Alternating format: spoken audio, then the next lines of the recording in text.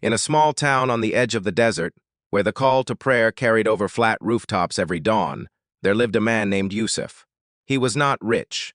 He owned no land, no shop, no inheritance passed down through generations.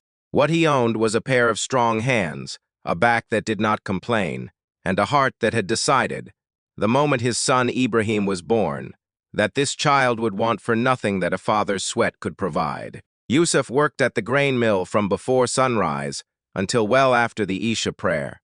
He carried sacks that bent stronger men in half. He ate the cheapest bread so that Ibrahim could have milk. He wore the same 2 shirts for years so that Ibrahim could have new sandals when his feet grew. None of this felt like sacrifice to Yusuf. It felt like purpose. Every coin he earned had a face attached to it in his mind, and that face was his son's. When Ibrahim was small and sick with fever, Yusuf did not sleep for 3 nights. He sat by the mat where the boy lay, pressing cool cloths to his forehead, whispering verses of Ruqya, begging Allah between his teeth to take the fever and give it to him instead. When the fever broke on the 4th morning, Yusuf wept not from exhaustion, but from a gratitude so large it had nowhere to go except into prayer. He taught Ibrahim to read before any teacher did. He taught him the shape of the Arabic letters by drawing them in flour dust on the kitchen floor. He taught him that a man who lies is a man who has already lost, even if he wins the argument. He taught him that the right hand gives, without the left hand knowing. He taught him, more than anything, by simply being watched, because Ibrahim watched his father rise for Fajr in the cold without fail, watched him return half-broken from the mill and still find a smile for his son, watched him never once raise his voice in the home, even when the world outside had been cruel to him that day. When Ibrahim was 12, there came a year of drought. The mill had less grain to process, and Yusuf's wages were cut by half. He did not tell his son this. Instead, he simply ate less. He told Ibrahim he had already eaten at the mill with the other workers. This was a lie. The only kind of lie. Yusuf permitted himself a lie that cost him hunger, so that his son would not carry the weight of worry too early. By the time Ibrahim was 18, Yusuf had borrowed from 3 different relatives to make sure his son could attend a proper school in the city, the kind of school that could lead to a respectable trade. He sold his mother's old bracelet, the only piece of jewelry in the house, without telling anyone, and used the money to pay for Ibrahim's books and travel. When Ibrahim asked where the money had come from, Yusuf simply said, "Allah provides," and changed the subject, because the truth would have made his son feel like a burden, and Yusuf would rather carry every burden himself than let his son feel like one. When the time came for Ibrahim's marriage, Yusuf worked 2 extra years past when his body wanted to stop, just so there would be a proper mar, a proper walima, a home that did not begin in shame. He stood at the wedding with his back straight, smiling, and only his closest brother noticed that his hands, when he embraced his son, trembled slightly from the years of labor finally catching up with him. This was the shape of Yusuf's life, a long, quiet pouring out of himself into another person, asking for nothing in return except, perhaps, the hope that one day, when his strength failed, the cup he had filled for 30 years might be tipped back toward him, even just a little. Ibrahim moved to the city after his marriage. At first, he visited every month, then every few months. Then, the visits became phone calls, and the phone calls became shorter, and the questions Ibrahim asked his father became fewer. This is not because Ibrahim was a cruel man. He was, by most measures, a good man. He prayed 5 times. He was honest in his business, which had grown comfortable enough that he no longer worried about money. He gave to charity when the masjid collected for orphans. He was, in the eyes of his neighbors and friends, a model of decent living. But there is a particular kind of forgetting that does not look like cruelty from the outside. It looks like busyness. It looks like a man who has simply stopped noticing. Ibrahim's children needed him, his business needed him, his own small comforts needed tending, and somewhere in the noise of his own full life, the image of his father sitting alone in the old house began to fade into the background, the way a person stops hearing a clock ticking in a room they have lived in too long. Yusuf grew old. His knees, which had carried sacks of grain for 40 years, began to ache with every step. His eyes weakened. His hands, once so strong, now trembled when he tried to pour his own tea. He lived alone now, his wife having passed some years before, and the silence of that house had a particular weight to it, the weight of a home built entirely around the noise of a child who was no longer there to fill it. Still, Yusuf did not complain. This was not because he had stopped feeling the absence. It was because complaining had never been his language. He had spent a lifetime giving without announcement, and he did not know how to suddenly start asking. So instead, he waited. He listened for footsteps that rarely came. He kept a chair by the door, the same chair Ibrahim used to sit in as a boy, and some evenings, he simply sat across from it, as if company might arrive. One winter, Yusuf fell ill. It was not serious at first, a cough, a fever, the kind of thing that in his youth he would have shrugged off in a week. But his body was no longer young, and the illness lingered, draining him slowly. A neighbor, concerned, called Ibrahim. "Your father has been unwell for 2 weeks," the neighbor said. "He should not be alone." Ibrahim, in the Taqwa, middle of closing a business deal that had taken months to arrange, said he would come as soon as things settled down. He told himself this was reasonable. He told himself his father had survived worse. He told himself, without quite admitting it, that illness in the old was simply part of life, something to be managed rather than rushed toward. 3 more weeks passed. The deal closed. Ibrahim told himself he would visit that weekend. That Thursday night, the phone rang. It was the neighbor again. His voice different, this time quieter, careful, the voice people use when they are about to deliver news that cannot be taken back. Yusuf had passed away in his sleep. Alone, in the house he had built sacrifice by sacrifice. In the silence he had learned to live inside. The reckoning Ibrahim arrived the next morning to a house that smelled of his childhood flower dust, old wood, the particular scent of his father's prayer mat. He stood in the doorway for a long time, before he could make himself walk in. He found the chair by the door. He found tucked beneath his father's pillow a small folded paper. On it, in Yusuf's shaking handwriting, was a single line, clearly written recently. Perhaps in the final days of his illness, "O Allah, forgive my son for forgetting, as I have forgiven him in my heart 1,000 times over. He does not know what it cost me to raise him, and I never wanted him to know.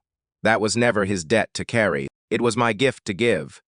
Ibrahim sat on the floor of his father's empty house and wept in a way he had not wept since he was a child with a fever, his father's hand on his forehead. He understood, in that moment, what he had not let himself understand while his father was alive, that the love he had been given so freely had never once asked to be repaid in money or grand gestures. It had only ever asked for presence. A visit, a phone call answered with attention instead of distraction. 5 minutes of sitting beside the man who had once sat beside him through every fever, every fear, every hour of the night, he remembered. Then, something his father used to say to him as a boy, something he had heard so many times it had become invisible, the way familiar words often do. A father's pleasure is tied to the pleasure of Allah, and a father's displeasure is tied to his displeasure too. "Never let me leave this world with anything in my heart toward you but peace." Ibrahim had not caused his father displeasure through anger. He had caused it through absence, which can wound just as deeply, only more quietly, and for longer. At the funeral, the imam of the local masjid, an elderly man who had known Yusuf for decades, spoke briefly after the burial. He did not name Ibrahim. He did not need to. He simply reminded those gathered of words the Prophet Muhammad, peace be upon him, was reported to have said that a child can never truly repay a parent, except in one rare case finding a parent enslaved and purchasing their freedom. In every other circumstance, the debt remains, no matter how much wealth or service is offered, because what a parent gives in the raising of a child cannot be measured in money. It can only be answered with respect, with prayer, with presence, while there is still time to give it. The Imam reminded them, too, of the verse where Allah commands that parents be shown kindness, that not even a word of irritation be said to them in their old age, that they be spoken to with a generous word, and that the wing of humility be lowered to them out of mercy, with the prayer, "My Lord, have mercy upon them, as they raised me when I was small." Ibrahim heard these words as if for the first time, though he had heard them in countless sermons over the years. The difference now was that he was listening with a debt freshly understood, and a debtor who could no longer be repaid in this world. In the months that followed, Ibrahim changed in small, quiet ways. He began visiting his father's grave every Friday after Jummah, sitting for a while, reciting what he could, asking forgiveness not loudly, but in the same quiet language his father had always used. He began calling his own children more often, not to lecture them, but simply to ask how their day had been, to listen without rushing to end the call. He understood now that the small attentions a returned phone call, an unhurried visit, a question asked, and actually waited for were not small at all. They were the entire substance of what it means to honor a parent while they are alive. He began telling his children gently about their grandfather.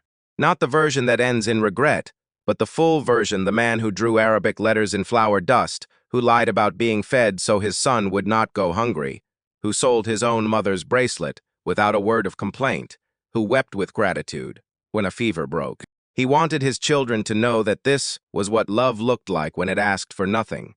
And he wanted them to understand, before it was too late for them, as it had nearly been too late for him, that love which asks for nothing should still be answered with everything we can give back, while we still have the chance to give it. One evening, his youngest daughter asked him, "Baba, if Dada Abu loved you that much, why didn't you visit him more when he was sick?" Ibrahim sat quietly for a moment before answering, because he had asked himself the same question many nights, and the honest answer was the hardest kind to give. "Because I thought there would always be more time," he said. "I thought love that has lasted a lifetime would simply wait for me, the way it always had.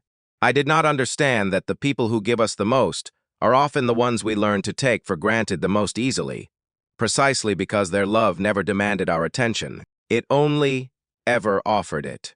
He paused, then added, "Allah tells us in the Quran to lower the wing of humility to our parents and to pray for mercy upon them as they showed mercy raising us when we were small."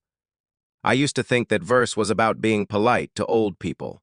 I did not understand until I lost him that it was about urgency, about not waiting, about knowing that the debt we owe our parents has no fixed due date except that it is always due now, today, while they are still here to receive it. His daughter was quiet for a while. Then she said, "I want to visit Dada Abu's grave with you on Friday." "You don't have to wait for Friday," Ibrahim said, taking her hand. "Come now." And so, in the failing light of that evening, father and daughter walked together to a quiet grave on the edge of town, where a man who had given everything and asked for nothing finally received, in the prayers of his grandchildren, a small portion of what was owed, not in money, not in grand gestures, but in the one currency that had always been enough: remembrance, presence, and love returned, while there was still time to give it. This story carries a lesson that every generation must relearn, because every generation is tempted to believe that the people who love us unconditionally will always be there to receive that love back later, when it is more convenient, when life has settled down. When there is time, Islam places extraordinary emphasis on the rights of parents, second only to the rights of Allah Himself. The Quran links gratitude to parents directly alongside gratitude to the Creator, and warns against showing them even the smallest sign of impatience or disrespect. The Prophet Muhammad, peace be upon him, was once asked which deeds are most beloved to Allah, and prayer in its proper time and kindness to parents were named among the very first, ranked even above striving in the path of Allah in that particular narration. This is not a small matter. It is not symbolic.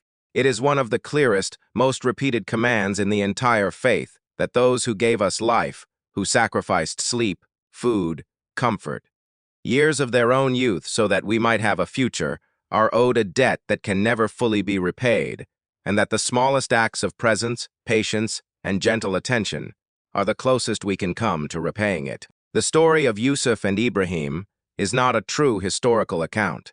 It is a reminder, dressed in narrative, of something every person eventually learns, often too late, that a parent's love rarely announces its size while it is being given. It is only afterward, often only in absence, that its true weight becomes visible. The lesson, then, is simple Though not easy, do not wait. Call today. Visit today. Sit beside them today. Lower your voice to them today, even when you are tired, even when you are busy, even when it is inconvenient. Ask Allah to have mercy on them as they had mercy raising you, and do not let that prayer be the only thing you offer them after. It is too late for anything else. A father's pleasure is tied to the pleasure of Allah. A mother's pleasure is tied to the pleasure of Allah. This is not a poetic exaggeration. It is one of the central truths of this faith, and it is a debt that remains payable only while they are still among us.